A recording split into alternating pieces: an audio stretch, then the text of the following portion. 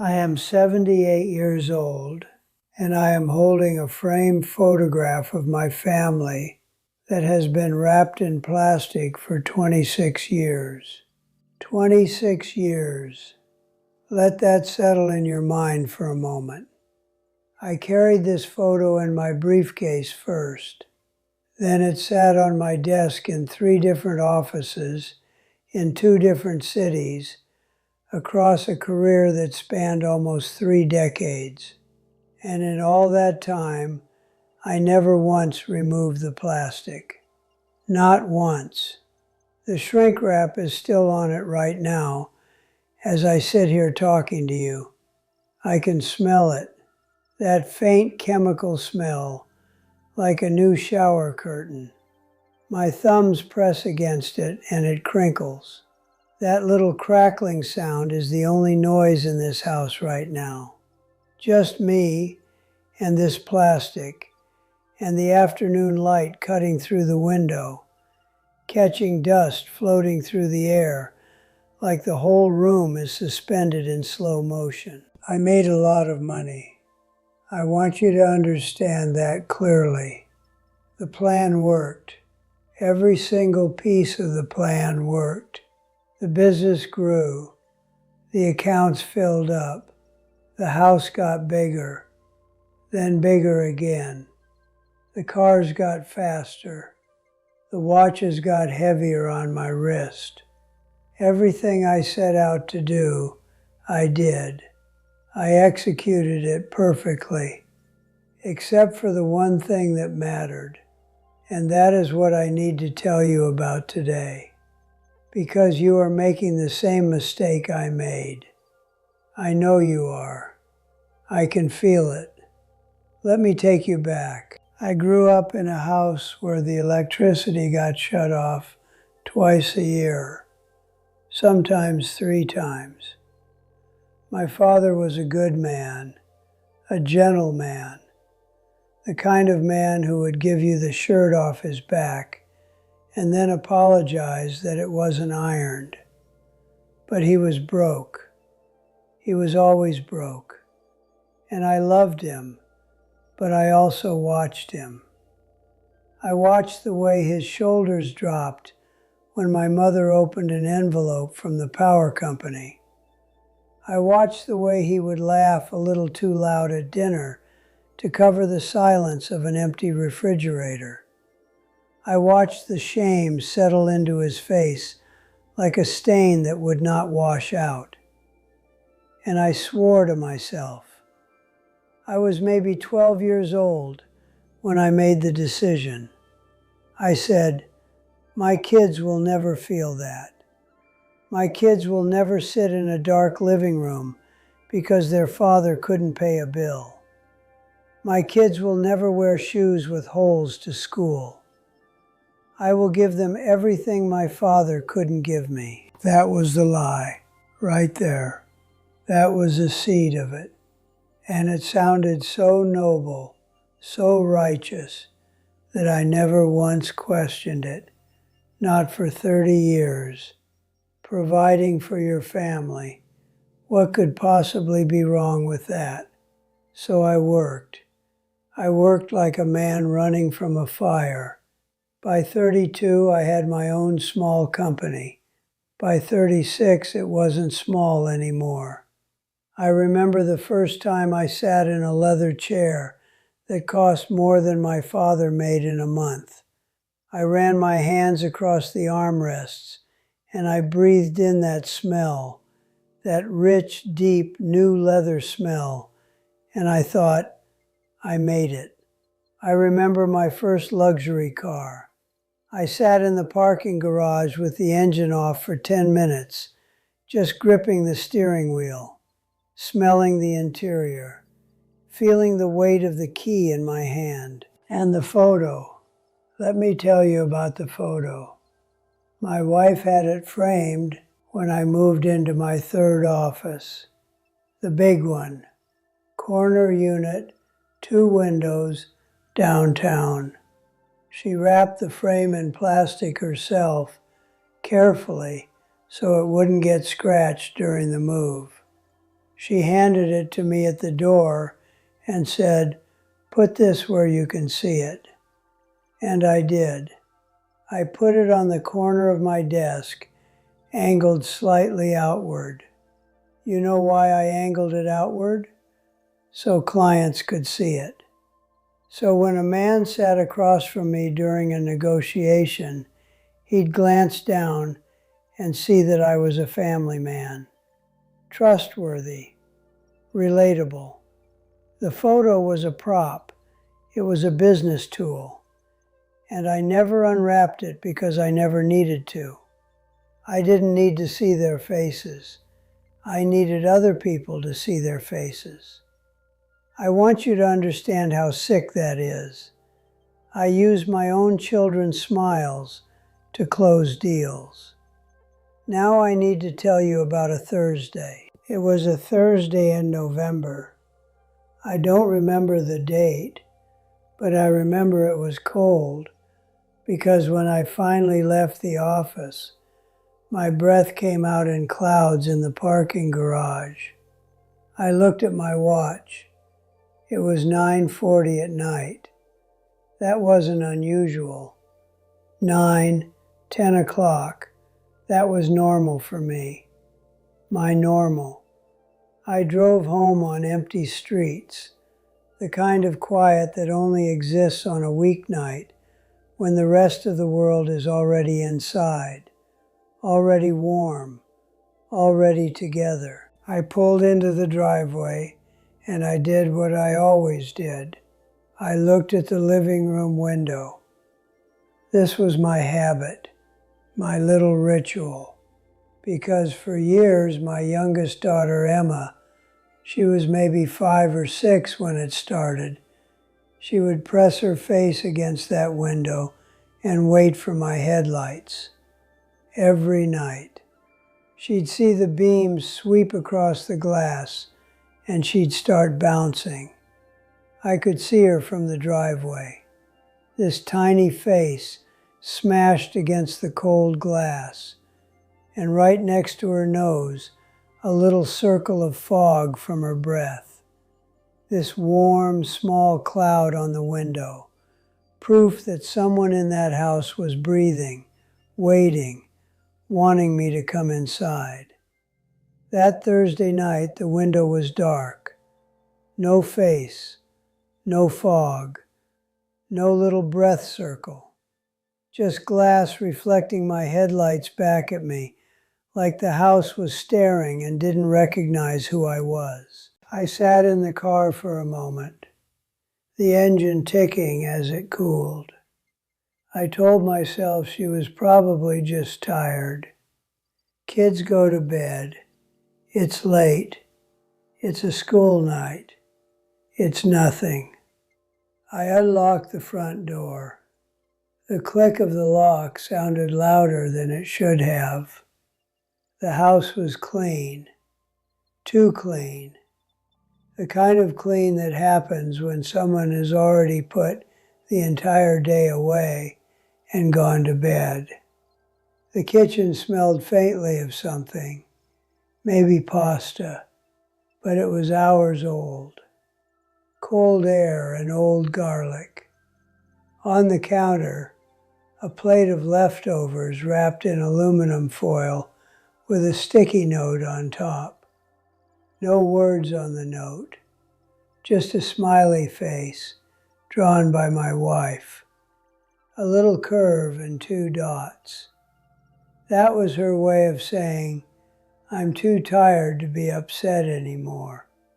But I didn't understand that then. I touched the foil. It was cold. Not cool. Cold. Like it had been sitting there for 3 hours, waiting for a man who was never going to show up on time. I stood in that kitchen and I listened. The refrigerator was humming, a low, steady buzz, the kind of sound you never notice until it's the only sound. Somewhere upstairs, a hallway nightlight was making that faint electrical whine, but no voices, No television, no laughter from a bedroom, no small footsteps on the floor above me. I walked upstairs. The carpet was soft under my shoes. I still had my shoes on. I still had my coat on. I was a visitor in my own house. I walked past my son's room, door closed. I walked to Emma's room, door closed. I stood in front of her door for a long time. I don't know how long. My hand was on the doorknob, but I didn't turn it. I was afraid, not of waking her. I was afraid that if I opened that door and looked at her sleeping, I would have to admit something I wasn't ready to admit. She had stopped waiting for me, and I didn't know when. That is the part that broke something inside me. Not that she stopped. Kids grow. Kids change. I understand that. What destroyed me was that I could not tell you the last night she was at that window. Was it a week ago? A month? 6 months? The transition from Daddy's home to a closed bedroom door happened so gradually, so silently, that I never felt it snap. There was no argument, no dramatic moment. She just quietly, gently, invisibly gave up on me. And I was too busy to notice the exact night it happened. I will go to my grave not knowing which night was the last night my daughter waited at the window for me. And that gap in my memory is the most expensive thing I have ever lost. I didn't change after that night. That's the part you don't hear in stories like these. People want to tell you about the big moment of transformation, the wake-up call, the redemption arc. I had the wake-up call, and I hit snooze. I went back to work the next morning, and the morning after that, and the one after that, because the money was loud, and the silence of that hallway was something I could avoid if I just stayed at the office long enough. I retired at 72. My last day I packed one cardboard box. One box for 30-some years. A coffee mug, a few pens, and the photo, still in plastic. I drove home with it on the passenger seat like it was a person I owed an apology to. I put it on the mantel in the den. It sat there, 6 years, still wrapped. I would walk past it every day, and it would catch the light, that plastic sheen glinting at me, and I would look away. Every single day, I looked away. Then one morning, about 3 months ago, I was sitting in the den with my coffee. The house was so quiet, I could hear the clock in the hallway ticking from 2 rooms away. And I just reached up and took the photo down. I sat in my chair and I started peeling the plastic off, slowly. It made this sound, this crackling, tearing sound, like I was unwrapping something that should have been opened decades ago. The adhesive left a sticky film on the wood of the frame. I tried to rub it off with my thumb, but it just smeared. And then I looked at the picture.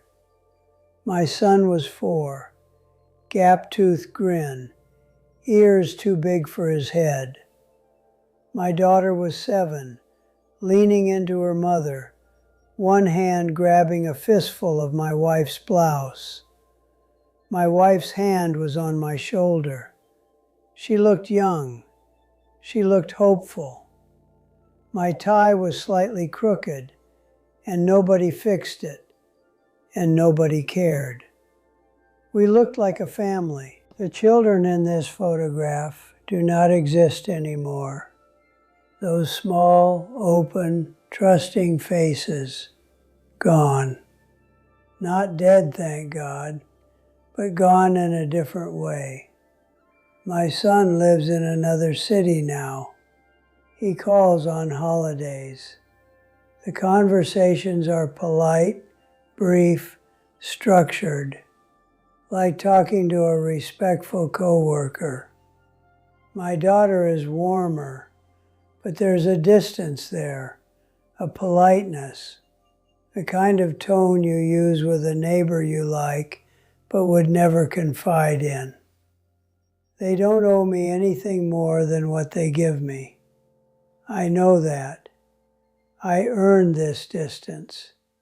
I built it, brick by brick, late night by late night. The house is paid off. Every room is furnished. And it has never once felt emptier than it does right now. Now I'm going to talk to you. Directly. You, the person watching this on your phone or your laptop, probably late at night, probably while your family is in the other room. Where are your kids right now? Which room are they in? Do you know? Could you walk to them right now and tell me what they're doing at this exact moment? Or would you have to check? You're going to tell me you're doing it for them. You're working these hours for them. You're building this career for them. You're sacrificing now so they can have more later. I know. I said the same thing. Every word. I said it so many times I could taste it in my sleep.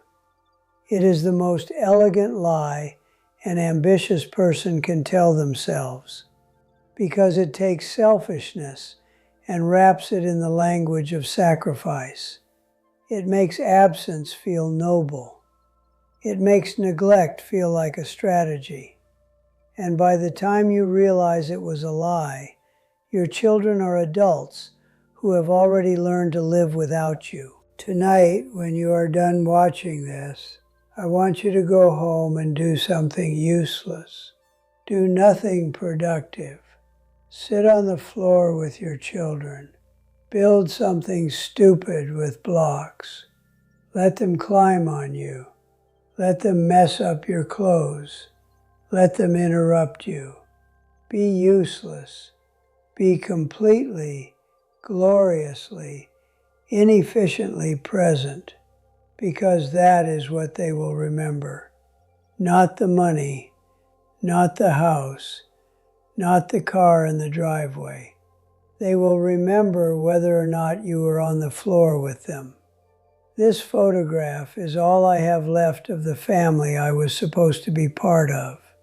A single image I never even bothered to unwrap. The money is still in the account. Every dollar, every dividend, every return on every investment. It's all there. And I swear on whatever years I have left, I would burn every cent of it for one more night.